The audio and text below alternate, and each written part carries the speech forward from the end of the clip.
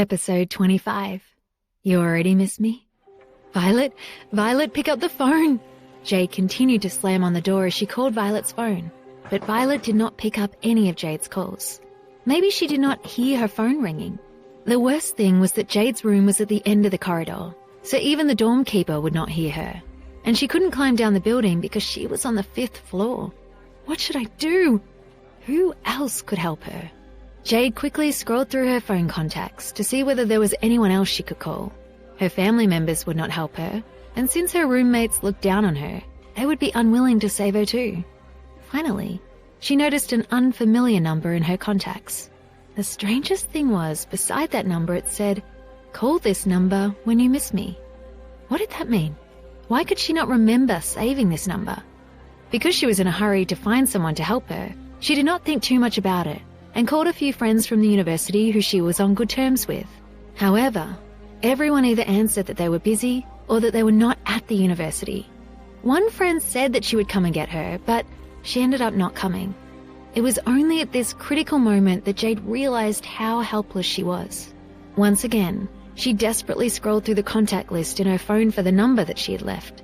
Sadly, she realized there was no other number she could call. She could not call the emergency number. Could she? In the end, her gaze came to the unfamiliar number again. She was stunned for a moment and clenched her teeth. She said to herself, "Forget it.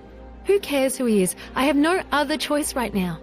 In the worst-case scenario, she could just call her professor. She dialed the number hesitatingly and held the phone in her hand. She felt conflicted. The unknown person answered in just a second, and a familiar voice sounded from the other end. "What's the matter? We've only been apart for a few hours. You already miss me." Jade was stupefied when she heard that gentle yet seductive voice. What was going on? It was his voice. She stared at the unfamiliar number and the written note on the phone. She asked in disbelief, "Are you Mr. Foster?" Yesterday, she recited his name several times, so she remembered it very clearly. Moreover, his voice was so unique and seductive that she knew it the moment she heard it. Dario did not answer, but continued with his earlier question. "You miss me." This time, Dario was not asking a question, but he said it with certainty.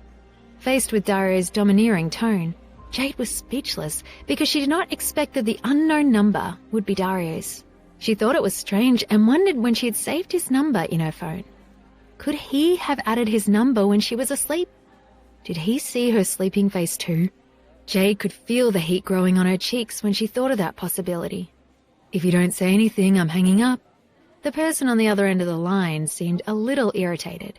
Jade instantly came to her senses and stammered as she replied, "No." "Oh, no? Then why did you call me?" Dario's baritone voice sounded even more domineering, as if he wanted her to admit that she missed him. "I didn't know it was you." Jade was on the verge of breaking down. She sighed and thought she would forget it. She had given up arguing with this man because she would need an IQ of 200 to argue with him. "Didn't you see what was written beside the number? Why did you call if you didn't know it was me? Tell me, who was on your mind just now?" She knew he was talking about the note that said, "Call this number when you miss me." But the main point was that she did not miss him. Jade was about to cry from his questions. She thought, "Oh God, I was just making a phone call. Why did he make it sound like a prisoner interrogation? Who did she think?" She thought, "Damn it, I wasn't thinking of anyone." She was just searching for people who could help her. Jade sighed helplessly and said, "Forget it, I've called the wrong number. I called you by accident. If there's nothing else, I'll just..." Before she finished her sentence, he took the initiative to ask, "Are you all right?" He was certain that he heard anxiety in her voice from the beginning. He thought that something must have happened to her. Jade was stunned for a moment and replied, It's nothing." She had already troubled him yesterday, so she did not want to cause him any more trouble. "Are you clasping your palm again? Do you think I'm joking with you?" As he spoke, Jade subconsciously looked down at her left hand and realized that she was actually clasping her palm. At that moment, she was shocked beyond belief. It was as though she could feel Dario beside her. She thought, "Damn, could it be that he secretly installed a CCTV camera next to me? Otherwise, how could he know everything?" "Don't overthink. I didn't install CCTV on you. Tell me now, "What's the matter?" The usually indifferent Dario actually said this with a trace of concern and anxiety. Jade's mouth was wide open. She felt that she had met a god. She wondered how he could know everything. "Tell me now." On the other hand, Jade was still in a daze, and Dario was urging her to tell him about what happened. With a glimmer of hope that he might come and save her, she told him the truth. A well-known film director came to my university for an audition, but my classmates locked me up in my dorm change room." "Got it." Jade was about to ask him whether he could help, but he had already hung up the phone. She stared at the black screen. Her eyes were filled with disappointment, but she forced a smile and said to herself, "What are you thinking? Why would he come to save you? It's none of his business anyway." Maybe he was just asking. Jade sighed and put away her phone. She gave up and did not want to make any more calls. In the car. "Go to Stonington University," Dario said right after hanging up the phone. Lucas revealed a look of disbelief and asked in surprise, "What? Did he hear wrongly? Are you deaf?" Dario asked as he glanced at him with sharp eyes, and Lucas's attitude immediately weakened.